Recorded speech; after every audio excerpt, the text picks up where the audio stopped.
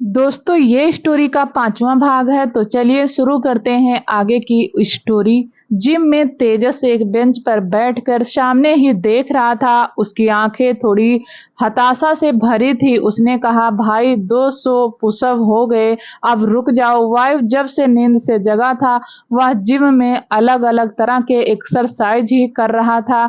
आज लगभग जिम की सारी मशीनें इस्तेमाल कर ही ली थी और जब वह सब खत्म हुआ तो वह तब से पुशअप करे जा रहा था। तेजस अपने फोन में गेम खेलने लगा, तभी उसे कुछ गिरने की आवाज आई। उसने देखा कि वायु बेहोश हो चुका है। वो दौड़कर उसके पास पहुंचा और उसका गाल थपथपाते हुए उसको होश में लाने की कोशिश करने लगा। उसने चिल्लाकर नौकरों को बुलाया। उसकी आवाज से घर के काफी लोग वहां इकट्ठा हो चुके थे। निर्मला देवी और कृपा काफी परेशान दिख रही थी। वायु को उसके कमरे में ले जाया गया। थोड़ी देर बाद जब वायु को होश आया तो उसके सामने उसने सिद्धार्थ को बैठे देखा, जो उसे घूर कर देख रहा था। वह उठकर बैठते हुए कहने लगा, ऐसे घूर रहा है जैसे खा जाएगा। सिद्धार्थ चिढ़ते हुए कहने लगा, तुझे तो खाना नहीं, तुझे मार डालना चाहिए।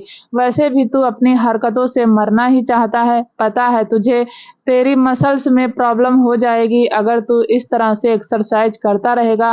तो वायु खड़ा हुआ, ड्रॉर में एक सिगरेट निकाल कर खिड़की के पास खड़े होकर पीते हुए कहने लगा, आज सुबह फिर सपना आया था। सिद्धार्थ, जो अभी तक गुस्से में लाल हुआ रखा था, अचानक से वायु के पास खड़ा हो गया और कहने लगा, क्या देखा? वायु ने एक लंबा कस भरा और कहा, कुछ अलग या कुछ अच्छा। मैंने देखा कि वो हमेशा मुझसे दूर जाती थी, पर इस बार वह मेरे पास आ रही थी। 2 बच्चे थे जिनकी आंखें बिल्कुल मेरी तरह थी, जैसे वह मेरा ही हिस्सा हो। पर जैसे ही मैंने उनकी तरफ कदम बढ़ाया, मैं गहरी खाई में गिरने लगा। उठने के बाद फ्रंटेशन के कारण मैं एक्सरसाइज कर रहा था। तुझे क्या लगता है? सिद्धार्थ ने एक लंबी सांस ली और कहा, भाई मुझे लगता है तुझे तेरे इमेजिनरी वर्ल्ड से बाहर आना चाहिए। मैं मानता हूँ कि पिछले 7 सालों से तेरे साथ काफी कुछ अजीब हो रहा है, पर यह तेरा इमेजिनेशन हो सकता है कोमा में रहने के कारण तेरे दिमाग में कुछ ऐसे असर हुए हों जिसके कारण तुझे ऐसी चीजें दिख रही हैं। वाल ने घूर कर सिद्धार्थ को देखा और कहा, मैं अपनी प्रॉब्लम किसी से शेयर इसीलिए नहीं करता हूँ। क्या तू मुझे पागल कर रहा है? यह सुनते ही सिद्धार्थ ने अपना मुंह बंद कर लिया और वायु खिड़की के बाहर देखते हुए मन में कहने लगा, क्या सच में तुम मेरे पास आ रही हो? क्या हम मिलेंगे? यह कहते हुए उसने अपनी आंखें बंद कर ली। धैर्या की जब नींद खुली तो उसने देखा कि रावी और वीरा उसे हक करके सो रही हैं। उन दोनों के हाथ उसकी कमर पर ऐसे बंधे थे जैसे कोई रस्सी हो। उसने धीरे से दोनों को खुद से अलग किया और इन दोनों के माथे पर किस करके नहाने चली गई। नहाने के बाद वह पूरा घर देखने लगी। उसे थोड़ा अलग दिख रहा था। जब वो आई थी तो वह कुछ खाली सा था। उसने अपने गीले बालों को तौलिए में लपेटा और किचन की तरफ जाने लगी। उसने देखा किचन में जरूरतों का काफी सामान रखा था, यहाँ तक कि वहाँ सब्जियां भी रखी थी। धैर्या सोच में पड़ गई कि उसने तो यह सब लाया ही नहीं था। तभी उसे वहां एक नोट दिखा। उसमें लिखा था, यह हमारी तरफ से आपके वेलकम के लिए है। हमारी सोसाइटी में नए लोगों के आने पर उनकी जरूरतों का सामान दिया जाता है। धैर्या को यह थोड़ा अजीब लगा, पर उसने इस बात पर ध्यान नहीं दिया। वह सारी चीजें सेट करने लगी। सब कुछ करते करते 12 बज गए। जब वह कमरे में पहुंची तो उसने देखा कि रावी और वीरा एक दूसरे के सामने खड़ी थी और दोनों की हाथ में एक तकिया था। रावी ने कहा, दी आप ऐसा कैसे कर सकती हैं? आपने मुझे पलंग से लात मार के गिरा दिया। वीरा ने उसे घूरते हुए कहा, क्योंकि तू मेरे ऊपर अपनी पूरी बॉडी डालकर सो रही थी। मैं क्या तुझे बेड लग रही थी? रावी मुंह बनाते हुए कहने लगी, आप तो ऐसे कह रही हैं जैसे मैं कैक्टस का पेड़ हूं और आपको मुझसे कांटे लग जाएंगे। वीरा गुस्से में उसके पास आते हुए अपना तकिया उठाकर उसे मारने लगी और रावी भी कहाँ पीछे हटने वाली थी। वह दोनों पूरे कमरे में दौड़ते हुए एक दूसरे को तकिए से मार रहे थे। धैर्या ने अपने सर पर एक हाथ रख लिया और कहा, यह दोनों इतना लड़ती क्यों हैं? फिर उन दोनों के बीच में खड़े होते हुए उनके हाथों से तकिया छीन लिया और दोनों को गुस्से से घूरने लगी। जब वीरा और रावी ने देखा कि उनकी मम्मी वहां आ गई हैं तो दोनों ने एक साथ कहा, इसकी गलती है। दोनों की उंगलियां एक दूसरे की तरफ थी। धैर्या ने दोनों के कान पकड़े और कहा, हमें नहीं जानना कि किसकी गलती है। हम बस इतना चाहते हैं कि आप दोनों 15 मिनट में तैयार होकर बाहर आए। रावी ने वीरा से कहा, दी मम्मी पहले से बेटर दिख रही है ना। वीरा बेड को ठीक करते हुए कहने लगी, ऐसा कह सकते हैं, कोई नहीं कह सकता था कि अभी दोनों दुश्मनों की तरह लड़ रही थी। दोनों ने मिलकर पूरा कमरा साफ किया और नहाकर बाहर आ गई। बाहर खाने की बहुत अच्छी खुशबू आ रही थी। रावी कूदते हुए किचन के पास जाकर चिल्लाने लगी, खीर बनी है ना। धैर्या बाहर आते हुए कहने लगी, हमारा यह पहला दिन है तो मीठे से शुरुआत करते हैं। तीनों ने बैठकर खाना खाया। फिर रावी और वीरा टीवी देखने लगे और धैर्या अपने डॉक्यूमेंट सेट करने लगी। उसने ट्रांसफर लेटर से एक कंपनी का नाम देखा, राजवंश कॉर्पोरेशन। अगले दिन धैर्या तैयार होकर जब कमरे से आई तो उसे खाने की खुशबू आने लगी। वह समझ गई कि यह किसका काम है। वह अपनी फाइल को सेट करते हुए किचन की तरफ आई। उसने देखा रावी और वीरा उसका टिफिन पैक कर रहे थे। दोनों ने ही इस वक्त क्यूट येलो कलर की एप्रिन पहनी हुई थी जिन पर स्माइल बनी थी। वीरा ने बिना ऊपर देखे कहा, मम्मा ब्रेकफास्ट रेडी है, चलिए खाते हैं। धैर्या अपनी आंखें छोटी करके अपने सामने खड़ी उन दोनों लड़कियों को देख रही थी। उसने मन में कहा, हमें तो समझ नहीं आता कि इन दोनों को कैसे पता चल जाता है कि हम कहाँ खड़े हैं। तब तक रावी और वीरा टेबल पर खाना लगा चुकी थी। धैर्या सीट खींच कर बैठ गई और उसने देखा कि वहां पर पोहा, फ्रूट सैलेड, कॉफी और जूस रखा था। यह देखकर धैर्या की आंखों में चमक आ गई। वीरा ने उसकी प्लेट में पोहा डालते हुए कहा, ध्यान से जाइएगा, नई जगह है तो मैप का यूज कीजिएगा और पहुंचने के बाद फोन करके बता देना। कोई अगर यह नज़ारा देखता तो ऐसा लगता कि एक माँ अपनी बेटी को स्कूल भेजने के पहले सब कुछ बता रही है। धैर्या ने मुंह बनाकर वीरा को देखा और कहा, हम छोटे बच्चे नहीं हैं। वीरा ने अपनी माँ को ऐसे देखा जैसे कह रही हो, आप छोटी बच्ची ही हो। धैर्या ने अपना ध्यान खाने पर लगाने की सोची। वह काफी टेस्टी था। उसकी बेटियां सच में काफी अच्छा खाना बनाती थी। थोड़ी देर बाद धैर्या ने अपने हाथ में बैग लिया और अपनी जूती पहनकर जाने लगी। जाने से पहले उसने रावी और वीरा के माथे पर किस किया और कहा, हमारा इंतजार करिएगा और खाना बनाने की कोई जरूरत नहीं है, हम आकर बना लेंगे। फिर प्यार से उन्हें देखते हुए चली गई। कॉलोनी के बाहर आकर उसने एक ऑटो लिया और उस एड्रेस पर जाने लगी। उसका ऑटो एक बड़ी सी बिल्डिंग के सामने आकर रुका। उसने बाहर आकर देखा तो एक काफी ऊंची इमारत है जो दिखने में काफी सुंदर थी। धैर्या पहले जिस कंपनी में काम करती थी वह यहाँ की सबसे छोटी ब्रांच थी। उसके अंदर जाकर रिसेप्शनिस्ट को अपना ट्रांसफर लेटर दिखाया। रिसेप्शन पर बैठी लड़की धैर्या को ऊपर से नीचे तक देख रही थी। धैर्या ने सफेद कलर का सूट पहना था जिस पर लाल कलर का दुपट्टा था। उसके लंबे बाल चोटी में गुथे हुए थे। उसके माथे पर छोटी सी काली बिंदी थी और उसके दोनों कानों में छोटे छोटे झुमके। वह इतनी सुंदर दिख रही थी मानो कोई अप्सरा जमीन पर उतर आई हो। रिसेप्शनिस्ट गुस्से में और जलन से धैर्या को देख रही थी। उसने रूखे स्वर में धैर्या से कहा, आगे जाकर लेफ्ट। धैर्या ने उसकी बात पर ज्यादा ध्यान नहीं दिया और आगे चली गई। वहां खड़े ज्यादातर मेल एम्प्लॉय धैर्या को ही देख रहे थे। धैर्या मैनेजर ऑफिस जाकर अपना सारा काम समझ लिया और अपने डेस्क पर जाकर काम करने लगी। कुछ लड़कियां धैर्या को देखकर बातें कर रही थी। एक लड़की ने कहा, तुम देख रही हो यह काम करने कम और अपना जलवा दिखाने ज्यादा आई है। हाँ देखो कैसे सज संवर कर आई है। जो लड़कियां यह कह रही थी वह खुद ही किलो भरकर मेकअप अपने चेहरे पर करके और फैशनेबल कपड़े पहनकर वहां आई हुई थी। धीरे धीरे धैर्या को अपना काम अच्छे से आने लगा था। वहां कुछ लोगों से उसकी दोस्ती भी हो गई थी। उसे कंपनी ज्वाइन किए 1 हफ्ता हो चुका था। इस समय धैर्या घर में बैठी थी और रावी और वीरा के स्कूल के डॉक्यूमेंट देख रही थी। आज से उनका एडमिशन कराने जाना था। उसे 2 दिन पहले ही उसे देहरादून पब्लिक स्कूल के कॉल आया था कि वह रावी और वीरा को स्कॉलरशिप एग्जाम के लिए बुलाना चाहते हैं। उन दोनों का नाम उन्हें अपनी पुरानी प्रिंसिपल ने भेजा है। धैर्या ने आज आधे दिन का लीव लिया हुआ था। उसने रावी और वीरा को देखा जो सेम कलर की फ्लोरल प्रिंटेड फ्रॉक पहनकर बैठी हुई थी। उन दोनों के लंबे बाल पोनीटेल में बने थे। उन दोनों के बाल धैर्या की तरह लंबे और घने थे। धैर्या उन दोनों के साथ नीचे आ गई और ऑटो लेकर स्कूल की तरफ निकल गई। थोड़ी देर बाद स्कूल के अंदर धैर्या एक सोफे पर बैठी हुई थी और वहीं रावी और वीरा सामने एक बेंच पर बैठी थी। उनके सामने एक क्वेश्चन पेपर रखा हुआ था जिसे वह सॉल्व कर रही थी। सामने 2 टीचर भी बैठे थे जो उनका टेस्ट ले रहे थे। हर थोड़ी देर में वह दोनों घबरा कर पीछे अपनी मम्मी को देख रही थी। धैर्या एक मुस्कान के साथ उन्हें इनकरेज कर रही थी। सामने बैठी मैडम अजीब नजरों से अपने सामने बैठी 2 लड़कियों को देख रही थी और याद कर रही थी कि 2 दिन पहले क्या हुआ था। 2 दिन पहले धैर्य के काम पर जाने के बाद शिव रावी और वीरा को लेकर देहरादून पब्लिक स्कूल आया था। उसकी दोनों मैडम के यहाँ आ जाने के बाद शिव ने भी इसी कॉलोनी में एक फ्लैट ले लिया था। स्कूल के प्रिंसिपल और कुछ टीचर रावी और वीरा के सामने बैठे थे और उन्हें थोड़ी घृणा भरी नजरों से देख रहे थे। राजन शाही ने खुद फोन करके उनके एडमिशन की रिक्वेस्ट की थी, क्योंकि यह स्कूल का आधा साल खत्म होने वाला था, इसीलिए किसी को भी एडमिशन देना बहुत मुश्किल था। पर राजन शाही एक बड़ा इंसान था जिसकी बात वह लोग नहीं नकार सकते थे। उन्होंने उनका टेस्ट लेने के लिए हाँ कर दी थी। रावी और वीरा अपने सामने बैठे उन टीचर को देख रही थी। तभी एक टीचर ने वीरा को देखते हुए सवाल किया, यू नो इंग्लिश? वीरा ने सिर्फ हाँ में सिर हिला दिया। उस टीचर ने एक बुक वीरा के सामने रख दी और उसे 5 मिनट में पूरा चैप्टर पढ़कर सुनाने को कहा। वीरा ने बुक ली और उसे ध्यान से देखने लगी। वह मैडम उसे मुस्कुराते हुए देख रही थी।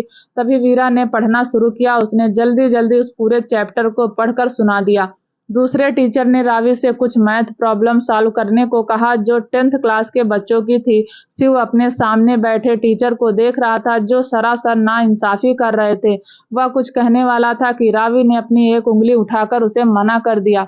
उसने मुस्कुराते हुए पेपर उठाया और क्वेश्चन सॉल्व करने लगी। थोड़ी देर बाद उसने वह पेपर उस टीचर को वापस कर दिया।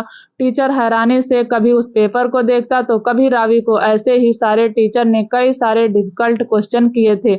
वह लोग पूरी तरह चाहते थे कि यह दोनों स्कूल में ना आए, क्योंकि उनके डॉक्यूमेंट में उनके फादर का नाम नहीं था और वह ऐसे बच्चों को अपने स्कूल में नहीं लेना चाहते थे। पर अब इन लड़कियों को देख करके उनकी सोच उनका साथ नहीं दे पा रही थी। आखिर में प्रिंसिपल ने उन्हें एडमिशन दे दिया, पर उन दोनों ने यह शर्त रखी कि वह लोग फिर से उनका एक छोटा सा टेस्ट लें जो कि उनकी मम्मी के सामने हो, और यह एक स्कॉलरशिप टेस्ट होना चाहिए। एक टीचर ने कहा, इसका मतलब तुम लोग फीस नहीं पे कर सकते?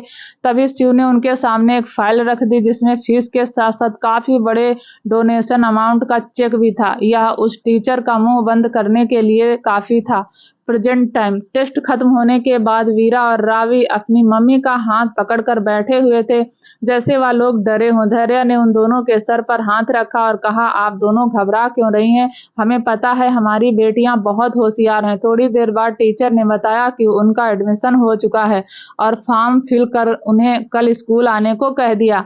स्कूल से बाहर आकर धैर्य उन दोनों को मार्केट ले गई ताकि उनकी जरूरत का सामान ले सके। यह काफी बड़ा सुपरमार्केट था जहां हर जगह बड़ी बड़ी शॉप्स थी। धैर्य एक दुकान पर खड़े होकर उन दोनों के लिए स्कूल बैग देख रही थी और रावी और वीरा साइड में बुक्स देख रही थी। थोड़ी ही दूरी पर एक आदमी बेचैनी के साथ सब जगह देख रहा था। उसके आसपास काले कपड़ों में कई लोग खड़े थे। उनमें से एक ने कहा, वायु सर, हमें चलना चाहिए। वायु यहीं पर एक होटल में मीटिंग के लिए आया था पर अपनी कार में बैठे हुए था। जब उसने बाहर देखा तो उसे धैर्य दिखी। वह दौड़कर कार से बाहर आया और पूरे मार्केट में उसे ढूंढने लगा, पर वह उसे कहीं नहीं मिल रही थी। इस समय वह धैर्य के पीछे ही खड़ा था। उसका दिल जोरों से धड़क रहा था। उसने खुद से कहा, मुझे पता है तुम मेरे पास हो, पर तुम मिल क्यों नहीं रही हो? हताश होकर वह आखिरकार अपनी कार में बैठ गया। धैर्य ने शॉपिंग कर रावी और वीरा को घर छोड़ दिया और वापस कंपनी आ गई। अंदर आते ही उसके सामने निशा खड़ी हो गई जो उसकी हेड थी। उसके हाथ में 4-5 फाइलें थी और वह गुस्से में धैर्य को घूर रही थी। उसने कहा, धैर्य, तुम पूरा 1 घंटा लेट हो। हमने आपको आधे दिन की छुट्टी दी थी, पर इसका मतलब यह नहीं कि आप अपना काम छोड़ दे। जाइए और यह सारी फाइल कंप्लीट कीजिए। निशा को धैर्य बिल्कुल पसंद नहीं थी, क्योंकि जब से वह वहां काम करने लगी थी उसे लोग अटेंशन कम देने लगे थे। वह धैर्य से बहुत ज्यादा काम कराया करती थी। धैर्य जाकर वह सारी फाइल अपने डेस्क पर रखी और काम करने ही वाली थी कि तभी निशा ने उससे कहा, पहले जाओ और स्टोर रूम में एक बैग है, उसे लेकर आओ। वह बैग नीले कलर का है। धैर्य स्टोर रूम में चली गई। वह काफी भारी था। निशा की एक फ्रेंड ने आकर उससे कहा, अरे तुमने उससे वह बैग लाने को कहा, उसमें तो व्हाइट सीमेंट है, तुम्हें उससे क्या काम है? निशा हंसते हुए कहने लगी, मुझे तो सिर्फ मजदूरी करानी है। धैर्य उस बैग को लेकर आगे चल रही थी कि तभी उसकी किसी से टक्कर हो गई और वह बैग फट गया। पूरा सफेद पाउडर उन दोनों पर गिर गया था। वहां खड़ा स्टाफ बहुत बुरी तरह से डरा हुआ था। सामने का आदमी धैर्या को बुरी तरीके से घूर रहा था। धैर्या की आंखों में पाउडर जाने के कारण वह अपनी आंखें नहीं खोल पा रही थी। तभी करण वहां आया और कहने लगा, वायु सर चलिए आप पहले चेंज कर लीजिए। वायु पहले से ही काफी परेशान था और इस लड़की ने उसके ऊपर पता नहीं क्या गिरा दिया था। यह सोचते हुए वह उसे घूर रहा था। करण की आवाज से वह होश में आया और अपनी प्राइवेट लिफ्ट से टॉप फ्लोर पर चला गया। निशा धैर्या के पास आई और कहने लगी, मुझे पता है तुमने अभी किससे टक्कर की है और किसके कपड़े खराब किए हैं।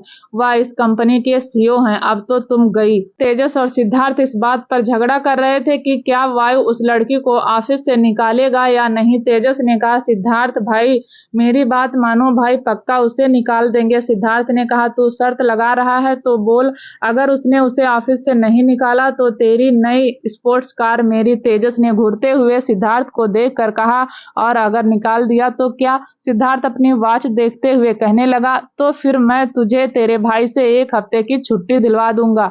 यह सुनते ही तेजस की आंखों में चमक आ गई और उसने शर्त लगाने के लिए हाँ कह दिया।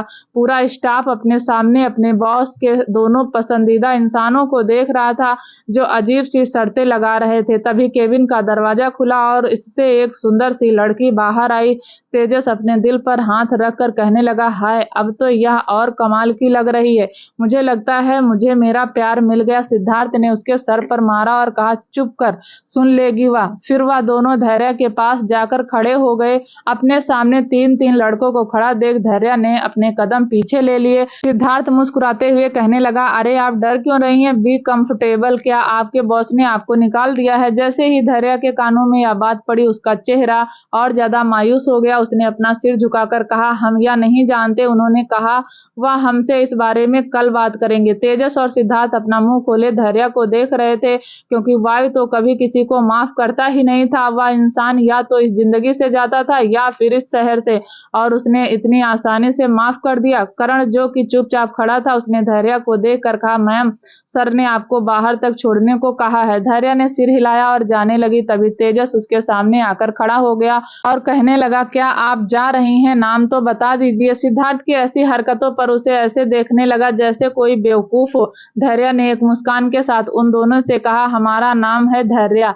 तेजस ने अपने दिल पर हाथ रखा और कहा, हाय आपका तो नाम आपकी तरह कमाल का है। धैर्या नासमझी में उसे देखने लगी और उसने कहा, अच्छा हमें माफ कीजिएगा, हम चलते हैं। तेजस ने एक बड़ी सी मुस्कान के साथ उसे अपना सिर हिलाकर कहा, हाँ। फिर धैर्या करण के साथ चली गई, पर उन चारों में से किसी को नहीं पता था कि 2 जोड़ी नीली भयानक आंखें उन्हें ही देख रही थी। धैर्या के बाहर जाने के बाद वायु खिड़की के पास ही खड़ा था और कब से अपने दोस्त और भाई की बकवास सुन रहा था, पर जब उसने तेजस की बातें सुनी तो उसकी मुट्ठी इतनी कस गई थी कि उसके हाथ की नसें नीली पड़ने लगी। वह धैर्या जब नीचे आई तो निशा उसे मुस्कुराते हुए देख रही थी, पर जैसे ही निशा ने उसके कपड़ों को देखा उसका मुंह उतर गया। वह झूठी सिंपैथी दिखाते हुए उससे कहने लगी, तुम ठीक तो हो, कहीं बॉस ने तुम्हें निकाल तो नहीं दिया। कोई नहीं, मैं तुम्हारे लिए एक अच्छी जगह जॉब ढूंढ दूंगी। तभी उसने देखा कि करण उसे बुरी तरह घूर रहा है। करण ने कहा, मिस निशा आप चाहती क्या हैं? क्या आप यह चाहती हैं कि हमारे यहाँ के सारे एम्प्लॉयज दूसरी जगह चले जाएं? क्या आप ऐसी प्लानिंग कर रही हैं? बेहतर होगा कि आप याद रखें कि आप भी यहाँ एक एम्प्लॉय हैं। करण के ऐसे शब्द सुनकर निशा की कदम अपनी जगह पर जम गए। वह ये अच्छे से जानती थी कि करण कोई अच्छा इंसान नहीं है। वह वायु की परछाई की तरह था। यह कहना गलत नहीं होगा कि उसके कई शब्द वायु के कहे गए शब्दों के बराबर ही थे। जब तक वह होश में आती उसने देखा कि करण धैर्या को बाहर तक छोड़ने जा चुका है। उसने धैर्या को टैक्सी में बिठाया और कहा, सर आपसे कल जरूर बात करेंगे, आप परेशान ना हो। धैर्या ने उसे एक मुस्कान के साथ ओके कहा और टैक्सी चली गई। 30 फ्लोर की उस बिल्डिंग से वायु खिड़की के पास खड़े होकर बाहर ही देख रहा था। थोड़ी देर बाद करण अंदर आया और उसके पीछे तेजस और सिद्धार्थ भी थे। तेजस ने कहा, भाई आप उसे मत निकालो, वह कितनी क्यूट और इनोसेंट है। अच्छा अगर आप उसे निकाल रहे हो तो मुझे उसका नंबर दे दो, ठीक है। वह अपनी धुन में बोले ही जा रहा था, पर उसने यह नहीं देखा कि उसके बगल में खड़े 2 इंसान इस समय डर से कांप रहे थे। थोड़ी देर बाद जब उसे ऐसा लगा कि कमरे में अचानक ठंड बढ़ने लगी है तो उसने नजरें उठाकर सामने देखा। उसका वायु भाई उसे ऐसे देख रहा था जैसे वह अभी उसे अपने पेट को खिला देने वाला है। वायु ने धीमी आवाज में कहा, अगर तुम मुझसे चाहते हो तो मुझसे होकर गुजरो। तेजस को कुछ समझ तो नहीं आया, पर उसका खून अचानक से जमने लगा। उसने कहा, भाई आप क्या कह रहे हैं? वायु ने कहा, मैंने यह कहा कि अगर तुम्हें उस लड़की में जरा सा भी इंटरेस्ट है, अपने दिमाग से हर उस ख्याल को मिटा दो जिसमें तुम्हें उसकी सूरत दिख रही हो, वरना मैं तुम्हें विश्वास दिलाता हूं कि तुम आईने में अपने आप को पहचान नहीं पाओगे। अब तेजस इतना तो समझ गया था कि उसका भाई या नहीं चाहता कि वह धैर्य के पीछे जाए। उसने अपना फोन निकाला और कहने लगा, हाँ मुझे अभी मैसेज आया, मेरी मीटिंग है। अच्छा भाई, मैं बाद में मिलता हूँ। इतना कहकर वह वहां से ऐसे गायब हुआ जैसे उसके पीछे कोई बड़ा सा सांप पड़ा हो। तेजस के जाने के बाद कमरे में बिल्कुल शांति हो गई थी। वायु खिड़की के बाहर देखते हुए कहने लगा, करण डिटेल्स निकालो। करण ने सिर्फ हाँ में सिर हिलाया और चला गया। जब उसने धैर्य को देखा तो वह उसे पहचान नहीं पाया था और लिफ्ट में उसका चेहरा ध्यान से देखने लगा। देखने के बाद याद आया कि वह या तो वही लड़की है जो उन्हें इंदौर के बस स्टेशन पर दिखी थी और उसे देखकर भाग गई थी, जिसके पीछे उसके बॉस 7 सालों से पड़े हैं। अब वह समझ गया था कि उसे क्या करना है। वह खुश भी बहुत था क्योंकि इन 7 सालों में उसने दुनिया का हर एक कोना उसे ढूंढने में लगा दिया था। करण के जाने के बाद सिद्धार्थ वायु के पास आकर खड़ा हुआ और कहने लगा, तो मुझे वह मिल गई। वायु के चेहरे पर अभी भी कोई भाव नहीं थे, पर उसकी नीली आंखें क्रिस्टल की तरह चमक रही थी। उसने कहा, हाँ या वही है, मैंने तुझे कहा था ना। इस बार कुछ अलग था उस सपने में, और देख वह हकीकत में मुझसे रूबरू हो गई। पार्थ ने कहा, तूने सच कहा था, see look like an angel. वायु बाहर देखते हुए कहने लगा, हाँ माई एंजल। या कहते वक्त उसके चेहरे पर एक छोटी सी मुस्कान आ गई थी। इधर धैर्य घर आई तो उसने अपने घर में रावी और वीरा के साथ किसी लड़के को बैठे देखा। अंदर आते हुए कहने लगी, आप दोनों क्या कर रही हैं यहाँ, और यह कौन है? तीनों उसकी आवाज सुनकर चौंक उठे थे और अपने सामने रखे सामान को देखने लगे थे। धैर्य के उन दोनों को घर छोड़ देने के बाद रावी और वीरा ने शिव को घर बुला लिया था, क्योंकि उन्हें एक प्रोजेक्ट को लेकर मीटिंग करनी थी। यह मीटिंग बहुत इंपॉर्टेंट थी, इसलिए रावी और वीरा इसे अटेंड कर रही थी। मीटिंग ऑलमोस्ट खत्म ही हो गई थी कि तभी धैर्य घर आ गई। तीनों उसकी आवाज सुनकर बुरी तरह चौंक चुके थे। वीरा ने जल्दी रिएक्ट करते हुए लैपटॉप पर एक मैसेज सेंड कर दिया, जिसमें उसने बताया कि उन्हें किसी जरूरी काम से कहीं जाना है, तो अब वह मीटिंग से जा रहे हैं, और तुरंत ही लैपटॉप बंद कर दिया। शिव और रावी अभी भी दरवाजे को ही देख रहे थे। तभी वीरा उठकर खड़ी हुई और कहने लगी, मम्मा आप इतनी जल्दी आ गई? धैर्य अपना बैग टेबल पर रखा और कहने लगी, कंपनी में कुछ परेशानी के कारण हमें घर भेज दिया गया, अब हम कल जाएंगे। फिर वह शिव को देखते हुए कहने लगी, आप हमें पहले यह बताइए कि यह कौन है? यह कहते हुए वह शिव को देख रही थी। शिव पहले भी धैर्य को देख चुका था, पर आज धैर्य कुछ ज्यादा ही सुंदर लग रही थी। बालों की गीला होने के कारण उसने अपने बाल खोल दिए थे, जो अब सूख चुके थे और उसके चेहरे पर आ रहे थे। उसका रंग इतना साफ था कि उसके चेहरे पर गुलाबीपन भी नहीं छुप रहा था। वह अब एक टक धैर्य को देखने लगा। तभी उसे महसूस हुआ कि रावी उसे घूर कर देख रही है। उसने अपना गला साफ किया और खड़ा हो गया। उसने एक शब्द भी नहीं कहा। वीरा ने अपनी मम्मी को देखते हुए कहा, मम्मी यह हमारे मेंबर हैं, हमारे सामने वाला अपार्टमेंट इन्हीं का है। स्कूल की कुछ इंफॉर्मेशन जानने के लिए रावी इनको बुलाकर लाई थी, क्योंकि इनके पास लैपटॉप था। वीरा ने इतनी जल्दी बहाना बनाया जितनी जल्दी ट्रैफिक सिग्नल भी नहीं बदलता। शिव अपनी मैडम का यह टैलेंट देखकर हैरान था। धैर्य ने मुस्कुराते हुए शिव को देखकर कहा, हमें माफ कर दीजिए, वह क्या है, यह दोनों घर में अकेली रहती है ना, थोड़ा डर लगा रहता है। हमारी मासूम सी बच्चियां हैं, बहुत भोली हैं। शिव ने मन में कहा, काश धैर्य मैम आप जान पाती, जिन्हें आप मासूम कह रही हैं वह तो डेविल क्वीन है। वीरा शिव को ऐसे देखने लगी जैसे उसकी मन की बात समझ गई हो। उसने शिव से कहा, हमारा काम हो गया, आप जा सकते हैं। धैर्य वीरा को डांटते हुए कहने लगी, वीरा यह कैसी बात कर रही है, उन्होंने आपकी मदद की और आप उनसे ऐसे बात कर रही हैं, माफी मांगिए उनसे। धैर्य की बात सुनकर कांपने लगा था। उसकी वीरा मैम और किसी से माफी मांगे या तो सुनामी जैसा हो जाएगा। उसे याद था कि एक बार एक शेयर होल्डर उसकी कंपनी से अपने पैसे निकलवाना चाहता था, क्योंकि उसे वीरा की कुछ कंडीशन पसंद नहीं आई थी। वह उनकी कंपनी का काफी बड़ा शेयर होल्डर था और उसकी कंडीशन यह थी कि अगर वीरा उससे माफी मांगे तो वह अपने पैसे नहीं निकालेगा। पर वीरा धैर्या ने साफ मना कर दिया था और कहा था हमने आपको रोका नहीं, आप खुशी खुशी जा सकते हैं, पर याद रखिएगा यह खुशी आपकी ज्यादा दिन तक नहीं रहेगी। उस शेयर होल्डर को इस बात पर गुस्सा आ गया और उसने अपने पैसे निकाल लिए, पर 1 महीने बाद ही ना जाने कैसे उसके काफी इलीगल काम सामने आए, जिससे उसे पुलिस रिमांड में जाना पड़ा और लास्ट में वह दिवालिया हो गया। जब शिव ने वह न्यूज़पेपर में पढ़ी थी बात, तब उसे वीरा की बात याद आ गई, यह खुशी आपकी ज्यादा दिन तक नहीं रहेगी। शिव अपने ख्यालों में ही था कि तभी उसके कानों में वीरा की आवाज आई, सॉरी। यह एक शब्द जिसे सुनते ही शिव का चेहरा सफेद पड़ गया, ऐसा लगा उसकी आत्मा बाहर आ गई हो। तभी रावी ने उसकी छोटी उंगली पर चिमटी काटी और कहा, शिव भैया रिस्पॉन्स दो जल्दी, क्या पता आपका इस महीने का बोनस ना कटे। शिव हकलाते हुए कहने लगा, ओके कोई बात नहीं। फिर धैर्या ने उन सबके लिए नाश्ता बनाया और खाने लगे। शिव भी अभी वहीं रुका हुआ था। धैर्या को शिव काफी अच्छा लगने लगा था, उसकी पर्सनालिटी काफी कॉमेडी थी। उसकी बातें सुनकर धैर्या और रावी बहुत हंस रहे थे, पर वीरा अपनी बुक पढ़ रही थी। उसने धीरे से शिव से कहा, जो उसके बगल में ही बैठा था, मिस्टर शिव अब आपको जाना चाहिए या आप चाहते हैं कि आप कंपनी में कदम भी ना रख पाए। जैसे ही शिव के कानों में वीरा की बात पड़ी, वह खड़ा हुआ और कहने लगा, मुझे कुछ जरूरी काम है, मैं चलता हूँ। रात के वक्त धैर्या बालकनी में खड़ी थी और आसमान में बड़े से चांद को देख रही थी। रावी और वीरा सो चुके थे। धैर्या ने आसमान को देखते हुए कहा, पता नहीं कल क्या होने वाला है, पर ऐसा लग रहा है जरूर कुछ अच्छा होगा।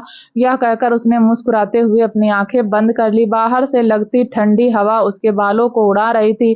वहीं एक ऊंची सी बिल्डिंग में सिद्धार्थ सोफे पर बैठा था और अपने सामने खड़े इंसान को देख रहा था, जो ना जाने कब से उसी खिड़की के बाहर देखे जा रहा था। उसके हाथों में एक वाइन का गिलास था, जो पिछले 1 घंटे से वैसा ही था। सिद्धार्थ ने फ्रस्ट्रेट होते हुए कहा, तू मेरे घर से कब जाएगा, मुझे सोना है। वायु बाहर देखते हुए कहने लगा, पर मैं सोना नहीं चाहता।